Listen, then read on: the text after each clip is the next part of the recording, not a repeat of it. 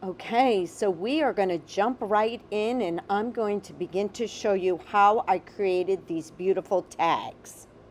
Okay, so the first step that we are going to do is I pulled out a jar of perfect glaze medium, but it does have a longer open time. So because I can't leave stuff alone, I typically add this to my tag before I leave my studio because you know what? I just am so impatient. I don't know if that's a problem with you, but it is with me. Ready for step number 2. I'm going to take my Perfect Paints Marble Plaster Stucco and I'm going to put it through a stencil that I have right here. But the first thing I like to do is I like to take it out, take out what I'm going to use. I'm going to move this over a little bit. And then I take it, I just put it onto my craft mat and I just work it a little bit because as you do this, it makes it a little easier to manipulate. So now that this has softened up a little bit, now looks like this yummy whipped frosting. Okay, I'm going to take my stencil, place it over top of my tag, figure out where I want my placement to be. Okay, and then I'm going to put the marble plaster stucco on the back side of my palette knife and I'm just going to run it over the stencil. It's just like spreading cake frosting. So first, I'm just getting a nice thin layer on here. And then after I have that, I'm going to clear up some of this. I am now going to go back and put some little dabs of thicker marble plaster. Okay, because the thicker the marble plaster, the thicker the cracks. If you want just thin little cracks, you could just use that first layer that I put down and you'd get these fine, pretty little cracks. But me, I'm going all in. I want big cracks. I'm going to pull it off of my tag. Oop, my stencil was a little wet. Then I'm going to just take my palette knife and run it along the side. And here you're going to see the thickness. Can you see that? And the dimension that that is going to add to my tag. All right, so I'm going to repeat that process with my other 2 tags. Okay, so came down this morning to check out how the marble plaster stucco had dried.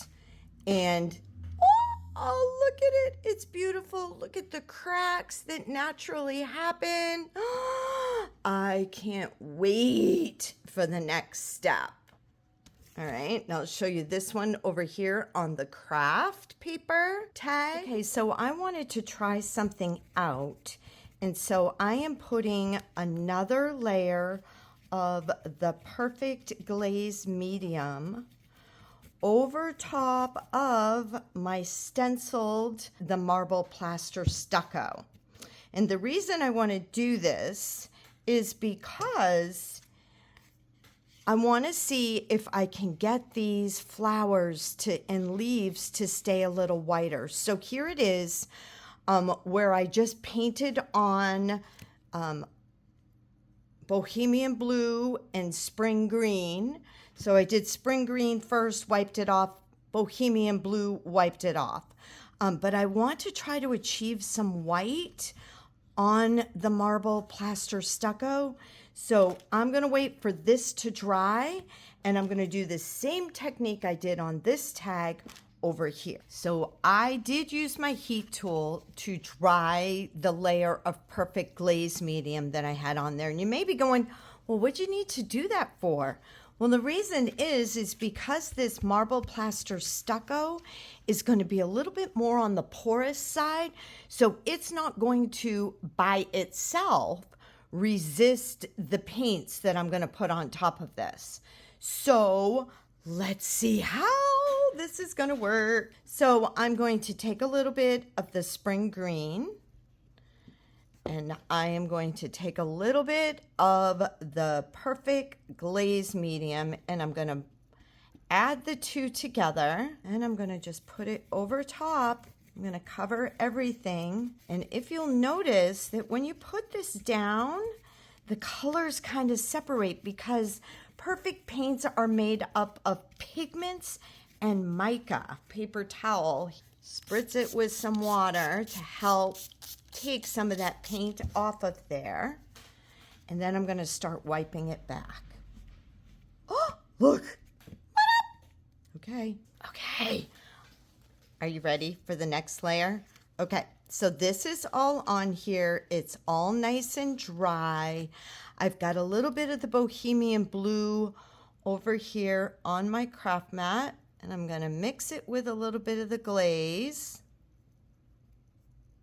Now, I want more of this to be in my background than necessarily on the stenciled parts.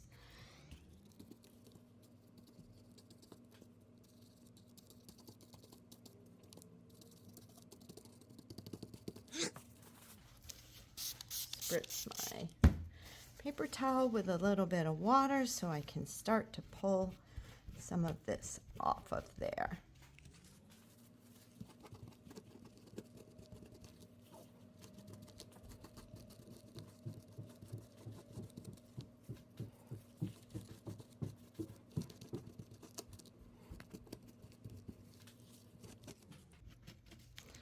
All right, I think I've pulled off all I'm going to get. Look at this. Look how that, oh my gosh, the spring green, because it has that beautiful lemon lime mica. Oh my gosh, and look at the deposits. This is just heavenly. Okay, so I have placed a little bit of rain slicker and cantaloupe onto my craft mat. I've mixed a wee bit of the cantaloupe in with the rain slicker. Give my flower a little spritz of water. Kind of pull back these petals, and I'm just going to start painting on this mixture. Then I'm going to take a little bit of the 100% cantaloupe. That more in the center of my flower, just to give it a little bit of depth.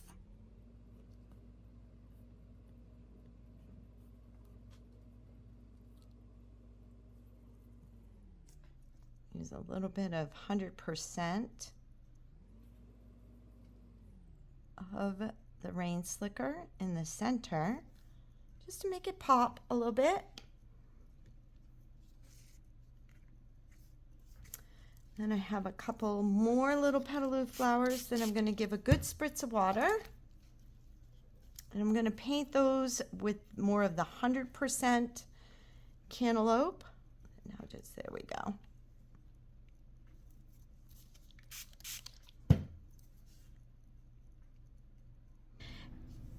The spritzing of the flowers with water gives them this kind of variation of color.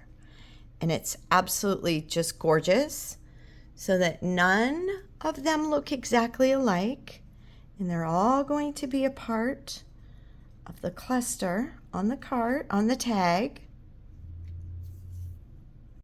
Okay, so here we are with the finished tags. There's only two differences in these two tags. One being the tag itself. That is on craft paper, and this is a white tag.